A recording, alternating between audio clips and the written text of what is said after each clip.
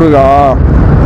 Election வேறு வந்துருச்சு, எல்லாம் ரெடி ஆகிட்டானுங்க ஓட்டு போடுறதுக்கு 23ஆம் தேதி. இதில் வந்து யங்ஸ்டர்ஸ் எல்லாம் வந்து அண்ணன் தளபதி விஜய்க்கு தான் அப்படின்ற ஒரு கன்ஃபர்மேஷனில் ஒரு கன்ஃபார்மாக இருக்கானுங்க. அவனுங்கெல்லாம் வந்து தளபதிக்கு தான் போடுவேன் அப்படின்னு.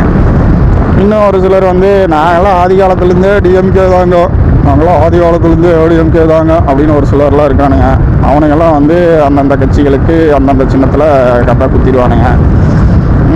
இன்னும் ஒரு சிலர் வந்து நம்ம அண்ணன் சீமான் அண்ணன் வந்து எந்த ஒரு இலவச திட்டங்களையும் அறிவிக்காத ஒரு தலைவர். அவர் வந்து வேறு மாதிரி தமிழ் தேசியம் வந்து இருக்கணும்னு சொல்லி அவர் வந்து போயிட்டுருக்காரு.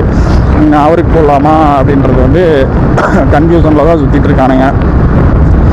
இதில் வந்து இடையில ஒரு சிலர்லாம் சிக்கியிருப்பானுங்க. அவனுங்கெல்லாம் வந்து எவனுக்கு ஓட்டு போடலாம் என்ன பண்ணலாம் அப்படின்றது தெரியாமையே சுற்றிட்டு இருப்பானுங்க. எவன் நல்லது பண்ணுறான் எவன் கெட்டது பண்ணுறான்.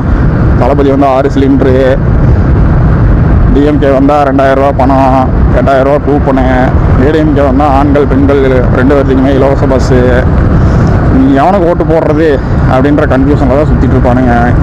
இலவசங்களை பார்த்து நம்ம ஓட்டு போட போயிட்டோம் அப்படின்னா 10,000 உங்ககிட்ட 2 ரூபா வட்டிக்கு கடனை வாங்கி அதே 10,000 உங்ககிட்டயே 10 ரூபா வட்டிக்கு கொடுக்குற மாதிரி தான் இலவசம் அப்படிங்கிறது. நம்மளுடைய வீட்டில் வந்து நம்ம கண் முன்னாடியே நம்மளுடைய பணத்தை திருடி நம்மளுக்கே மொய் செய்கிறது தான் இலவசம்.